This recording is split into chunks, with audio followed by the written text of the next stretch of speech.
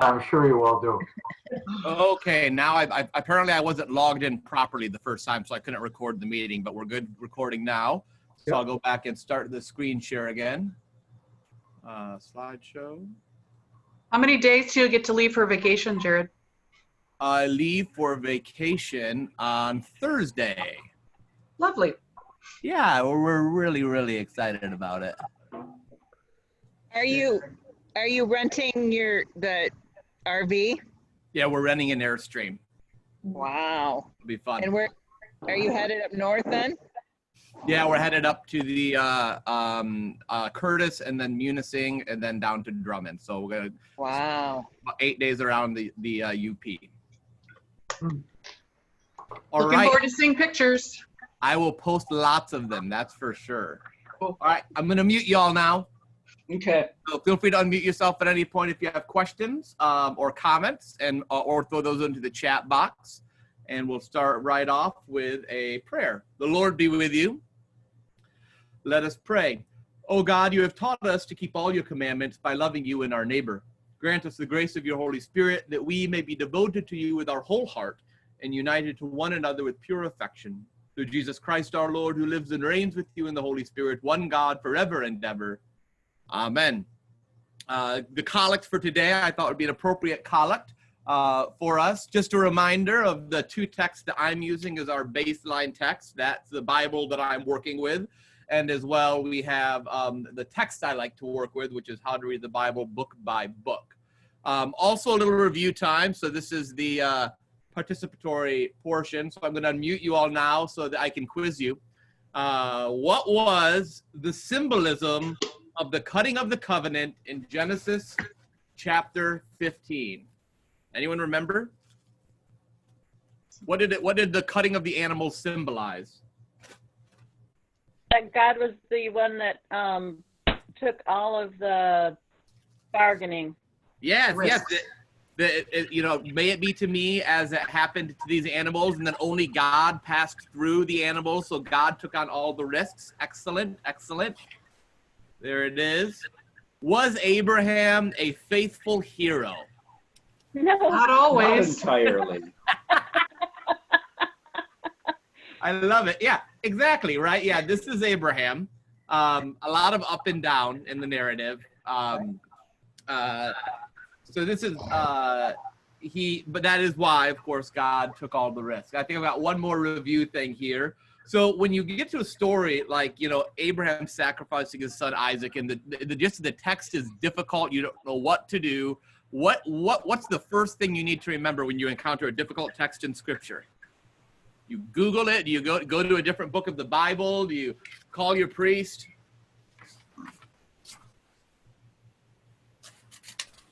Stay in the text. Calm and stay in the text. It's okay. All right. Enough of those shenanigans. So, as well as you know Abraham's family tree, that's how well you need to know the family tree of the patriarch. So I'm gonna go ahead and mute you all again here. 1 second. Participants, mute all. Great. So as well as you know your family tree, that's how well you need to know the family tree of the patriarchs. You need to know how all of these relations happen, because once you do, it makes the story so much easier to follow. So remember, the patriarchal narrative began with Terah, who had 3 sons, Abram,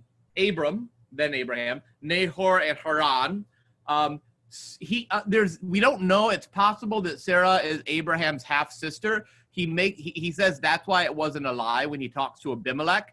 And so we don't know if that's yet another lie or if she actually is his half sister. The text is unclear, and scholars disagree about whether or not that's possible. So that's why there's a question mark there. Haran had 2 children, Lot and Milcah, boy and a girl. Lot had 2 daughters, had an incestuous relationship with him after Sodom and Gomorrah, and that's where the Moabites and Ammonites come from, and that's why the Moabites and the Ammonites are horrible, because they're children of incest. That's at least according to the story, right? So Nahor, it seems that Milcah was very likely the daughter of Haran, and then married Bethuel, right? So she married her cousin, because this is what you do in the ancient world. Bethuel had 2 children, Laban and Rebekah, and we'll get back to that. So Abraham has Ishmael through Hagar. The Ishmaelites come from them. Isaac, he has through Sarai, and who becomes Sarah. And then Isaac marries this would be your first cousin once removed, I think, right? Right? This is his cousin's daughter is who Rebekah is. Yeah, that's not creepy. I didn't get into that in the sermon for today because I had too much else to do. And then they have 2 children, Jacob and Esau. And when it's time for Jacob to get married, where do they go? Well, Laban's family seems to be working out for us. So you go to your uncle's children. So this is cousins again. This might be second cousin. I can't tell at this point. I get really confused at this stuff.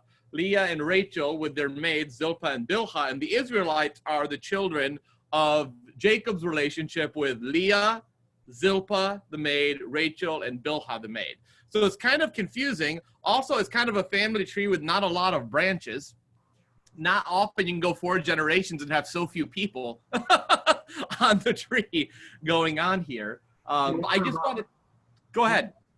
You wonder why they complain about the children of incest. You do wonder that, right? So I want you to see that so we can get a sense of who we're working with here as we look through the narrative itself. The other thing you need to be sure you know is who on this tree are actually the 4 patriarchs. So there are 4 patriarchs in the Old Testament. And this is like Old Testament 1 and 1. You should know these people. So I'll help you out though. First patriarch, of course, is Abram, right? Second patriarch is Isaac. Third patriarch is Jacob. Jacob later wrestles with God and is renamed Israel. And then the fourth patriarch is, where is he? He's one of the sons of Jacob, of course, Joseph, with his amazing Technicolor dream code. So these are the 4 patriarchs, and these are the people the story follows as we move through the book of Genesis. It's these 4 people. And so you'll see that as we go through stuff. All right, so you remember how a genealogy functions, right? It's a certain kind of let me see, let me unmute you all. What is it? How does a genealogy function in the Bible?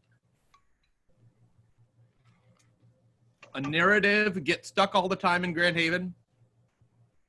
Bridge. There it is. All right, I'll mute you all again. Excellent job. A narrative bridge. That's what how genealogy functions. So we talked about, if you remember, Genesis 1 through 4, then Genesis 6 and following has that narrative bridge in Genesis 5 of the 10 generations that lead you there. So there's that's not the only bridge in Genesis though, right? So we have 4 key genealogies we've gone through so far. Genesis 5, which was the genealogy from Adam to Noah, right? And that's how we get from Adam to the story of Noah. Then Genesis 11, which is the genealogy from Shem, who is the son of Noah, right, to Abram/Abraham. That's what Genesis 11 does. It bridges the Noah story and the Abraham story. Then we get another narrative in Genesis 25, 12 through 18. And that's the story, the genealogy of Ishmael and his 12 tribes. And let me grab my Bible so that I can read this to you all. So if you've got a Bible handy, go ahead and turn to Genesis 25.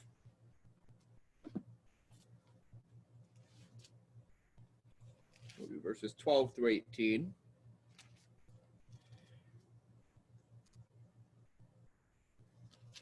All right. These are the descendants of Ishmael, Abram's son, whom Hagar the Egyptian, Sarah's slave girl, bore to Abraham. These are the names of the son of Ishmael named in order of their birth. Nebaioth, the firstborn of Ishmael, and Kedar, Abdil, Mibsam, Mishma, Duma, Masa, Hadad, Tima, Jetur, Naphish, and Kedemah. These are the sons of Ishmael, and these are their names by their villages and their encampments, 12 princes according to their tribes. This is the length of the life of Ishmael, 137 years. He breathed his last and died and was gathered to his people. They settled from Havilah to Shur, which is opposite Egypt in the direction of Assyria. He settled down alongside of all his people. So that's the genealogy. So we're bridging from Ishmael down, but then you get a second genealogy immediately following in chapter 25, verse 19. And these are the descendants of Isaac, Abraham's son. Abraham was the father of Isaac, and Isaac was 40 years old when he married Rebekah, daughter of Bethuel the Aramean of Paddan Aram, sister of Laban the Aramean. Isaac prayed to the Lord for his wife because she was barren. So you notice right there, we've talked about patterns, repetitions, and then when does the pattern shift? So for the other four genealogies, you get a person to a person, kind of like that. But we begin the genealogy of Isaac and then immediately stop it to tell the story, right? So the narrative is emphasizing that Ishmael we want to acknowledge is an important person, but he's not as important as Isaac, because Isaac is a child of promise. So Ishmael, we're going to do his genealogy, and these are the 12 tribes, and we're done with Ishmael. But Isaac, they get right to him and Rebekah and that first child, and they stop by beginning to tell the story of Isaac and Rebekah and the birth of their children. Does that make sense? So that when you look at those, compare those, you see kind of what the text is trying to do. And what's fascinating is when you read the story of Isaac and Rebekah, there are so many parallels between that story and the story of Abraham. Let me think about it, my taco.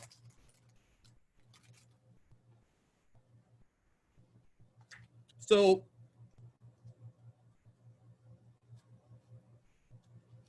let me see. Abraham and Isaac was Genesis 19.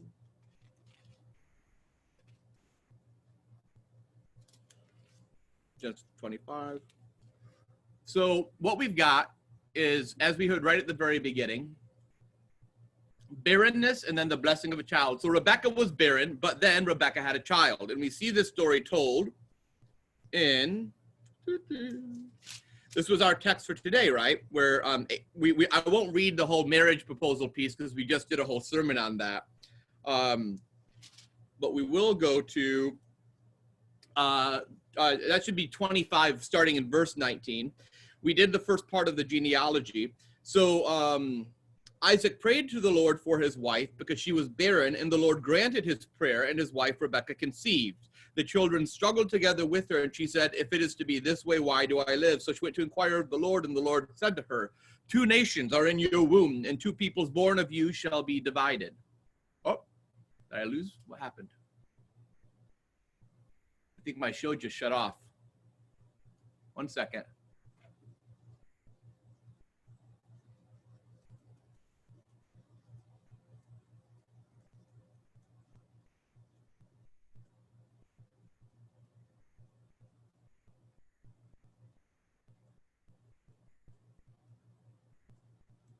All right, are we back caught up where we were on the slide? Yeah, good. The one shall be stronger than the other, and the elder shall serve the younger. And when her time to give birth was at hand, there were twins in her womb. Oh, what am I doing? Am I leaning on something? Goodness gracious. Slideshow, stop it. Evil gremlin-y internet.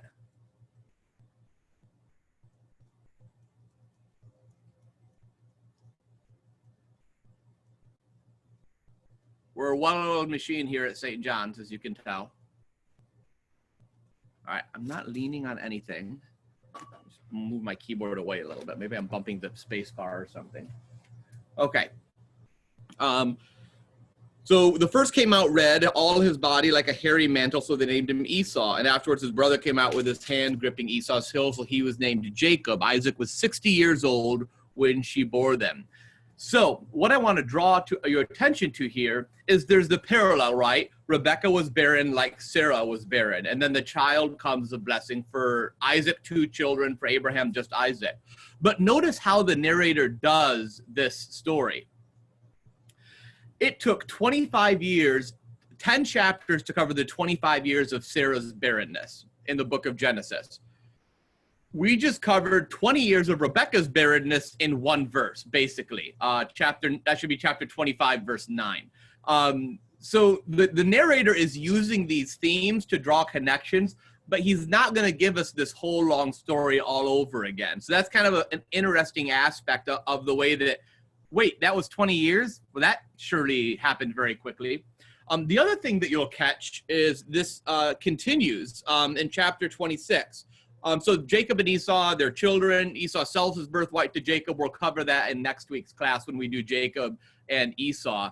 But right now we're looking at this. So there was a famine in the land besides the former famine that had occurred in the days of Abraham. And Isaac went to Gerar to King Abimelech of the Philistines. The Lord appeared to Isaac and said, do not go down to Egypt, settle in the land that I shall show you. Reside in this land as an alien, and I will be with you, and I will bless you. For to you and your descendants I will give all these lands, and I will fulfill the oath that I swore to your father Abraham. I will make your offspring as numerous as the stars of heaven, and will give to your offspring all these lands, and all the nations of the earth shall gain blessing for themselves through your offspring. Because Abraham obeyed my voice and kept my charge of my commandments, my statutes, and my laws. So Isaac settled in Gerar. When the men of the place asked him about his wife, he said, she is my sister. For he was afraid to say my wife, thinking, or else the men might kill me for the sake of Rebekah, because she is attractive in appearance. When Isaac had been there a long time, King Abimelech of the Philistines looked out of a window and saw him fondling his wife Rebekah. Well, that's not where you do that, Isaac. So Abimelech called for Isaac and said, she is your wife. Otherwise, you're fondling your sister, and that's creepy. Not your cousin, that's normal, but your sister's creepy. Why then did you say she is my sister? And Isaac said to him, because I thought I might die because of her. Abimelech said, what is this you have done to us? One of the people might easily have lain with your wife, and you would have brought guilt upon us. So Abimelech warned all the people, saying, whoever touches this man or his wife shall be put to death. So do you catch the, we're kind of repeating the story a little here. Abraham, remember, did this twice. First when he was in Egypt, and then he did it a second time with Abimelech. And that was when he told Abimelech that Sarah was his sister, and then he was confronted in his life. Like, well, she's my half-sister, so I only half lied, which who knows if that's actually true or not. Though Isaac, so this is possibly, is this the same Abimelech? Is this, is Abimelech just the name they give to all the kings in this country? We don't really know. But we get Abimelech yet again in this story. So Isaac is not really doing much better than his dad did when it came to this whole thing. So thoughts, questions, comments? Something that's always stood out to me, can you hear me? I can hear you, yeah. Okay, is that the difference between Isaac's approach and everybody else. Rebekah's barren, and Isaac doesn't sleep with Rebekah's servant or whatever. Isaac prays for Rebekah. Mm-hmm. So that stuff sticks out to me. Great job. Yeah, absolutely. That's a great point, Scott, because remember, you've got the places it's the same, and so then ask yourself, where are the differences in the narrative? And you're right, Isaac has, it's weird. We talked a little bit last week, or maybe we talked about this in the Tuesday Bible study. It's tricky because so far the Tuesday Bible study is kind of tracking this class a little bit, so I can't remember which class I say things in. I try to save all the good stuff for this class, and then I say the same thing to the Tuesday Bible study people. But but it's interesting. Isaac is such a passive character in the narrative, right? He goes to pray, but he's not, grabbing out and doing things. Whereas Rebekah is a much more active character. Even in the marriage narrative, Isaac's kind of off in the distance, kind of in the background of the text. And Rebekah's the one taking charge, saying she'll go with them and all of this stuff over and over again. And then we'll see later with Jacob and Esau, how that pattern continues with Isaac kind of being more passive and Rebekah more assertive. So that's an interesting difference. But you're right, this other difference of that Isaac seems to have pure trust in God, that God will bring the promise about. He doesn't think I have to go sleep with my slave girl. I don't have to spend all this time arguing back and forth with God, laughing at God. He just believes that the promise will come. It's also interesting that in both the Abraham story and the Isaac story, Abimelech is the more honorable character. The what is? Abimelech is the more honorable character in these. Right. Yeah, that is interesting. Yeah. And that's what you're getting, there's something going on in these texts. In some ways, these stories are trying to set a background for why the people of the land are so evil and why it's okay for us to kill them all and take over their land. So that's where you get some of these, the Moabites or the children of incest, the Ammonites, stuff like this. But you also are getting remnants of the fact that the Israelites are at their base, and in the time of Abraham, they were probably just Canaanites like anyone else. They were a wandering people in the land of Canaan. And so their religion evolved from the Canaanite religion. They came from these people. And so you still get echoes in this story of the faithfulness of of faithful Canaanites. You get, here earlier we had Melchizedek, who is apparently a priest of God, even though we never know where he comes from or goes to. So you get this echo that in some of these stories we want to explain why the Canaanites are horrible, but that in other stories they seem to be the faithful ones, and we're the ones as the quote unquote people of God who are making all the mistakes. Good. Other comments, questions, thoughts?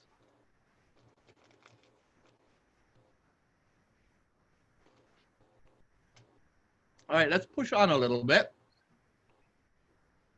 So, why the repetition? What's going on here? What I've got here is a little cartoon of Rebekah and Isaac. It's interesting. I looked for art of Isaac and Rebekah, and it was all of the marriage proposal of Eleazar to Rebekah. It was not a lot of art of the two of them. And so this cartoon was the best I could do. Forgive me. It's nice she's wearing a face mask. Isn't it nice, right? I thought about that when we were hearing the first lesson for today, and it said, and she veiled her face. I was like, good job. She's worrying about coronavirus. That's helpful. So a similar time frame and thematic issues, but from a literary standpoint, Isaac and Rebekah seem to find solutions quicker in their story. And as well as Scott noted, with some faithlessness, but at other times with more faithfulness than Abraham had. So there's that interesting contrast and yet similarity going on between the two narratives. We've also got there are three key themes being repeated here: the barrenness of the wives, the response of faithlessness in terms of the Abimelech story, at least, and then after that faithlessness, the promise is reiterated again. So let's go now to chapter 26, verse 12 and following. And Isaac sowed seed in that land, and in the same year reaped 100-fold. This is right after his failure with Abimelech. Right after reaped 100-fold, the Lord blessed him, and the man became rich. He prospered more and more until he became very wealthy. He had possessions of flocks and herds and a great household, so that the Philistines envied him. Now the Philistines had stopped up and filled the earth and the wells that his father's servants had dug in the days of his father Abraham. And Abimelech said to Isaac, "Go away from us. You have become too powerful for us." So Isaac departed from there and camped in the valley of Gerar and settled there. Isaac dug again the wells of water that had been dug in the days of his father Abraham. For in case you missed it last time, the Philistines had stopped them up after the death of Abraham. And he gave them the names that his father had given them. But when Isaac's servants dug in the valley and found there a spring of water, the herders of Gerar quarreled with Isaac's herders, saying, "The water is ours." So they called the well Esek, because they contended with him.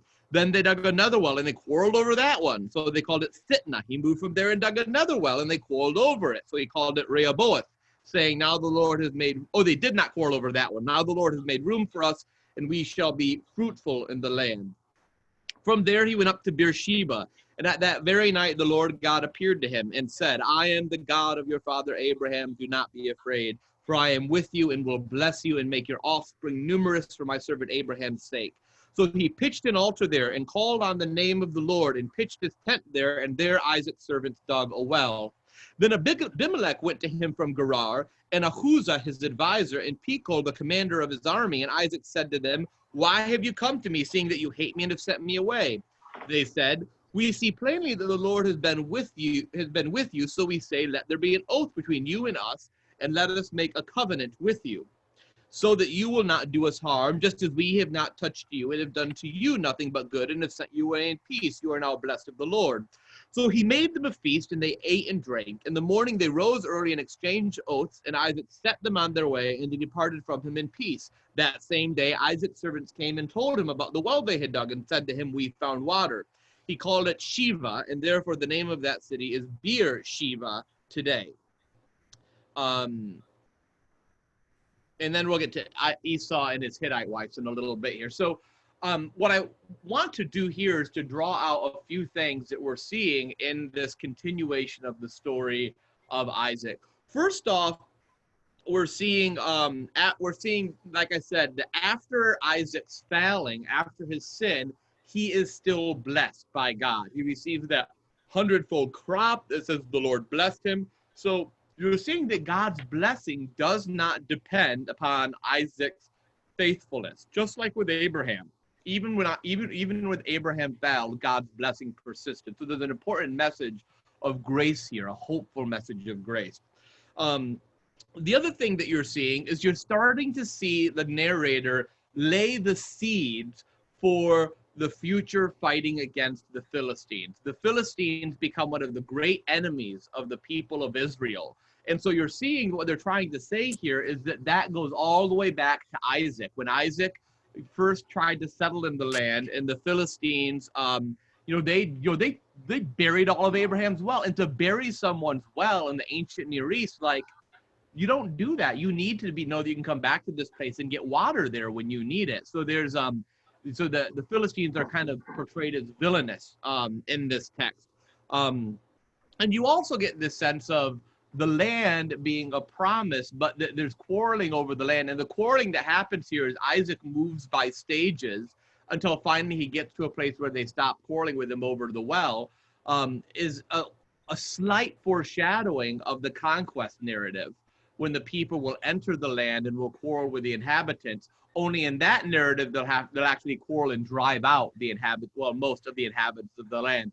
So you're getting foreshadowing. You're seeing in Isaac here some gentle foreshadowing of what will happen with the people of Israel after their time in Egypt, after their time of slavery. And you even get that when we do the Exodus narrative, you'll see that what happened in Exodus is at first the people were fine in Egypt, and then they got so numerous that the people got afraid. You're too numerous, and that's why they enslaved the people of Israel. And you get that even here with Abimelech, where he says, you've become too powerful. But instead of enslaving Isaac and his family, he sends him away. So there's a contrast being drawn as well between the response of the pharaohs to the growing numerous nature and power of the Hebrew people, and the response of Abimelech, who once again, as we know, as Father Kenneth noted, Abimelech winds up as kind of the more faithful person in this story. We've got a question here from Becky. The act of naming each well is a concept foreign to me, but perhaps this is both symbolic of the actions that happen on the spot, as well as how important water is to everyone in the Old Testament. Maybe that's a good question, Becky. So the wells have two key functions, as we see in the narrative of Genesis. The first is important things always happen at wells and at water. You'll see that happening over and over. That's where Isaac's slave meets Rebekah. So over and over you see these important things happening at wells. The reason for that is in some ways kind of practical, because when you live in the desert, you want to live near a well so that you can have water. So there's a practical question there. But there is also that significance of that. And so you also see this reality that there are all of these cultic sites that are associated with these wells.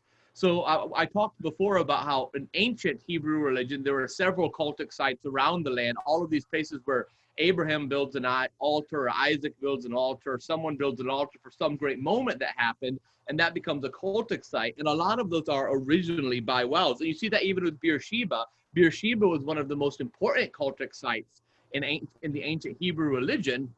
And as well, here they're saying that the name Beersheba actually comes from the covenant Isaac made with Abimelech. And so there's both that cultic connection and that practical connection are playing out over and over again. That's a good thing to catch. And that was the other thing I was going to draw our attention to in chapter 26, is that what we see in chapter 26, this continued narrative centering around the well. There's the contest over the well. And then there's the covenant that happens at the well, which is, very different than the fighting over it. The covenant at the well is to hopefully establish peace between Abimelech and between Isaac. Further thoughts, comments? Jared, Yeah, go ahead, Chuck. Jared. It seemed like filling in somebody's well was a pretty common thing to do.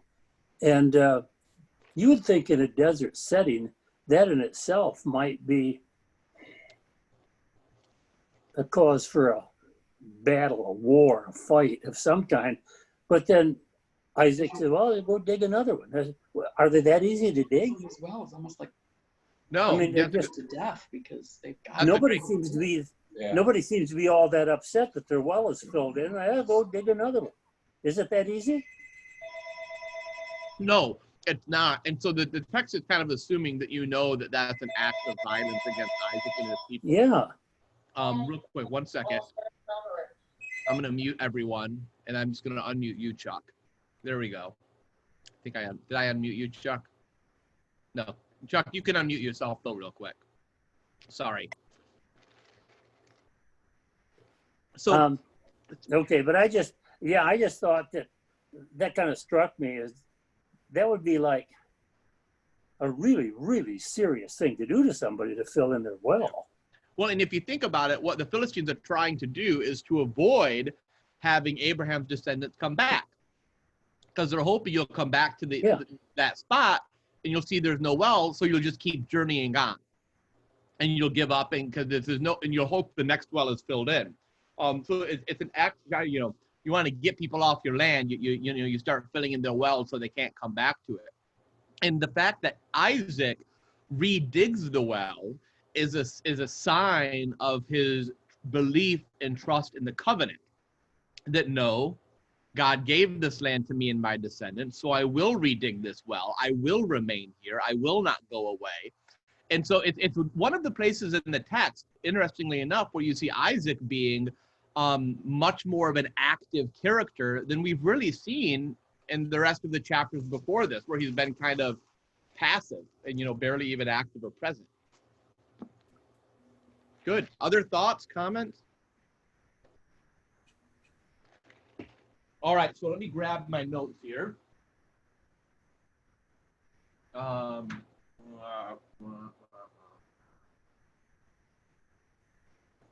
won't grab my notes because they're in the nave, because that's where I set my bag down when I was trying to get stuff ready for service today. So this might be a first time where I actually, believe it or not, I thought it would take me the whole hour to get through this text, and even with starting late, we've got 15 minutes to spare. So I didn't, we kind of burned through this content a little more quickly than I anticipated. So how about this? So in the last 15 minutes we've got here, since I didn't cover the marriage of Isaac and Rebekah again, because I hope I covered that pretty decently in my sermon, I'll go ahead and unmute you all.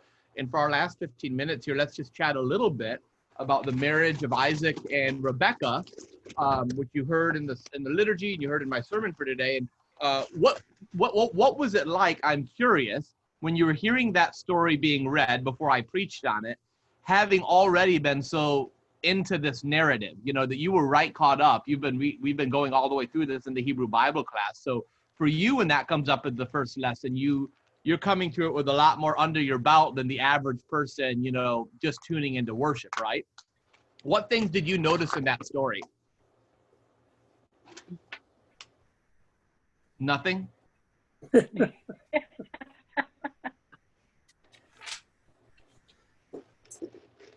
In the verses that were left out, we already learned that Laban is interested in money. Because when he sees all the gifts that Abraham's servant has given to Rebekah, he's very impressed and thinks it's probably going to be a really good match. Mm-hmm. And there's a foreshadowing there that we'll see happen later when it comes to Joseph and the daughters of Laban. So what, and that's what it's kind of unfortunate. It is kind of a long story, the narrative of Isaac and Rebekah, and that's why the lectionary kind of picks pieces out to get it to a shorter segment. But it's like anytime you read an abridged novel, you miss some key points. And so if you want to follow the story and understand what happens with Laban and Joseph, Laban and Jacob and Rachel and Leah, you're seeing already that Laban's a guy who kind of is a bit conniving. He's always kind of turning his mind and thinking about what's in this for me. A bit conniving? And it's similar even to, there are a lot of interesting echoes between Laban and Lot. Because Lot kind of functions the same way, kind of Lot's a little too greedy for his own good and it gets him in trouble. So you see that happening as well. What other things did you notice in the story? What do you all think? Yeah, go ahead. Why was it important that Isaac have a wife from a land that he'd never been in, but that was his father's home? Yeah, that's a great question. I'd love to know the answer. So it's probably a couple things. First off, there's this sense of, we're already starting to get some of the purity of the Israelite people, right? There's this tension that exists. It's an interesting tension in the Old Testament about whether or not the Israelites are allowed to marry foreign wives. Because on one side, you get, prophets telling that, after the exile, if you married a foreign wife, you need to divorce her because we need to keep the bloodstream pure, the people of Israel pure. You see foreign wives consistently leading their husbands astray, drawing them into idolatry. So you see that. But then there's also very competing narratives. You get the narrative of Ruth, the Moabite, a Moabite of all people, who winds up being the grandmother of King David. You get when we get into the conquest narrative, you get Rahab, the prostitute, the Canaanite prostitute who saves the Israelite spies. And so there's this weird thing in the text that it can't seem to decide whether or not the people of Israel should remain distinct as a nation, or whether it's okay for them to reach out and marry Israelite wives. So this text is coming from the perspective of those who thought we must stay within our own people. Marrying foreign wives is the path down the road to idolatry and failure. But just because that's the answer in this chapter doesn't mean it's going to be the answer in future chapters. So that's an interesting tension, I would say. Thank you. I found it very strange that you would have to stick your hand under someone's thigh to do an oath. Yeah, we don't do that anymore. When I bought a car, I didn't, stick my hand under the thigh of the salesman when I signed my lease. Yeah, right. I read that and it's kind of really. That might get you. It might get you a slap. And you also, and with that text, what you do get is the sense that was a very intimate oath. That wasn't just a handshake. So what it's communicating, right. There is a communication there happening. This is a very serious promise that he is making. And I do say, though the text does identify the servant as Eliezer, I think that idea that you see in rabbinic commentaries on the Torah makes a lot of sense to me. I mean, if Eliezer was such an important servant to Abraham that he would have inherited everything if Abraham had no children, that it makes sense that it would be Eliezer who Abraham would send out to get a son for, a wife for Isaac. Yeah, and we skipped over Abraham's second wife. We did. Yeah, after Sarah dies, he marries again. There's a whole bunch of children who are the ancestors of a whole bunch of people off there somewhere. Yeah. That man's got stamina. Yeah. 130 years old. He was 130, I think 130 years old when Sarah died. 37, 100, something like that. And you got to give the guy a lot of credit. Yeah. He's just known to quit. And then when Abraham dies, Isaac and Ishmael get together to bury him. Mm-hmm. Let's go to that. That's a great story. Excuse me, I need to leave. That's fine. Love you, Chuck. Love you too, guys. Hi, Thanks Chuck. for everything. Glad to have you. Let's go to that scene in Genesis with the death of Abraham, because we didn't cover that, and we've got time, so we might as well dig into it a little bit.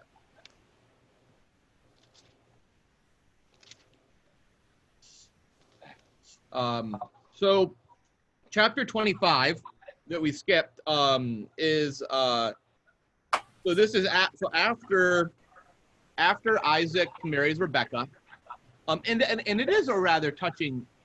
They don't generally talk about husbands and wives loving each other in the Bible. I made that point in my sermon.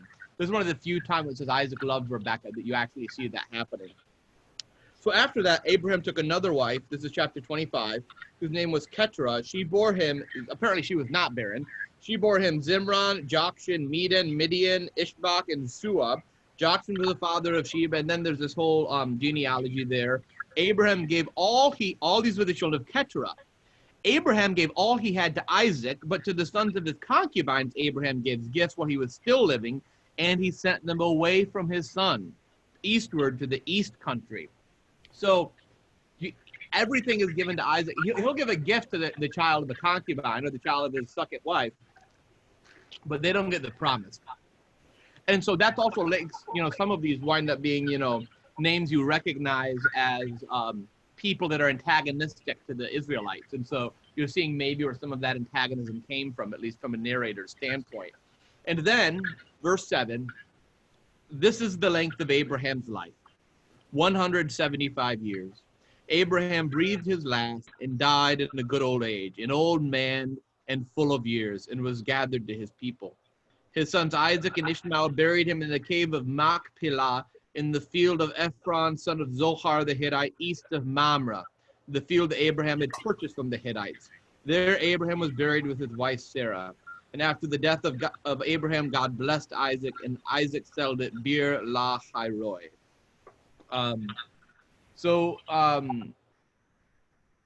Did you notice Mamre once again comes up? So this is probably a field near the Oaks of Mamre, that cultic site where Abraham kept seeing and having experiences of God. And I have to say, he died a good old age, an old man full of years. That's kind of understating it a little bit, given how he wound up living. But notice as well, so Abraham lived 140 years, 175 years before he died, right? That's a huge amount. He was 140 when he had Isaac. He was 140 when he had 100 and he had Isaac. He was 140 when Isaac married Rebekah, right? Ishmael died after 137 years. So Ishmael had a long life because he has the blessing of Abraham, but not nearly as long of a life as Abraham had. So you're seeing kind of the beginning of the distinction being drawn there between the two. Other comments, thoughts, questions? It's interesting that Rebekah really shows herself to be a woman of faith. Just that she was so quick to respond to Hagar. And, back when Abram and Sarah weren't conceiving, and so Sarah just, said, here, let me send my servant girl into you. Rebekah, Isaac prays for Rebekah conceives, and then Rebekah goes immediately to the Lord. She inquires of the Lord, why are these twins wreaking havoc? She goes to God in that, and Sarah, you don't necessarily see doing that as much. Yeah, Rebekah's a very interesting figure, and it'll be interesting next week. Well, not next week, in 2 weeks, when we talk about Jacob and Esau. It'll be interesting to talk about what's going on there. And Rebekah's active, but she's kind of becomes kind of tricky. And is this a fall from grace for Rebekah? Had we misunderstood her earlier? It's very interesting because she seemed so faithful early in. And so then the question becomes what she does for her son Jacob. Is that her being tricky, or is that her being faithful because Esau, she knows, is not the right one? Right. Well, I mean, in verse 25, 23, the Lord said there are two nations are in your room. When the elder shall serve the younger. I mean, so she already had that from God. Right? Maybe she was acting on that. Yeah, that it wasn't a mother playing favorites, but it was a faithful woman who listened to God and knew what God's plan and desire was, and who was going to follow through on it, even if it meant pain to her own firstborn child. Maybe. I don't know. Rebekah is actually one of my favorite characters in the book of Genesis, because she's so enigmatic. And she's a great example of, people talk about the patriarchal nature of the Old Testament, and absolutely, it comes from a patriarchal system, wholeheartedly. But there are also these like really strong pushes against patriarchy that happen. And Rebekah's a great example of it. Laban wants to hold her back 10 days, hoping that maybe they'll send more money. And she's like, no, I'll go right now. I'm not going to stay. I'm done. And so there are these really interesting pushes against patriarchy that happen with some of these really strong female. There are a couple good study Bible books out there about strong women, female characters in the Bible, because they really are, each and every one of them to a T, an amazing case study of what faithfulness looks like, particularly when you're a woman in that kind of culture, and the willingness to stand up and to push and to trust God and to be faithful in the midst of hard circumstances. It's pretty cool. Any other final comments, questions, thoughts? Well, I hope you all had a good 4th of July and that you enjoyed the rest of your weekend. I'll before I leave on vacation, I will send a link with the slides for this, also the video of our time together for those that weren't with us to be able to catch up. And I'll send as well what we're going to be studying as we resume on the 19th. And I'll also send a poll with a couple options for maybe a different time to meet that'll work a little bit better to make Sunday a little more doable for me. So thanks for your flexibility with that. All right, well, let me turn off the share. It's good to be with you all. Thanks for being here. I hope you have a lovely, lovely day. Yeah. Have a great vacation. Thanks. Bye. Bye. Stay safe.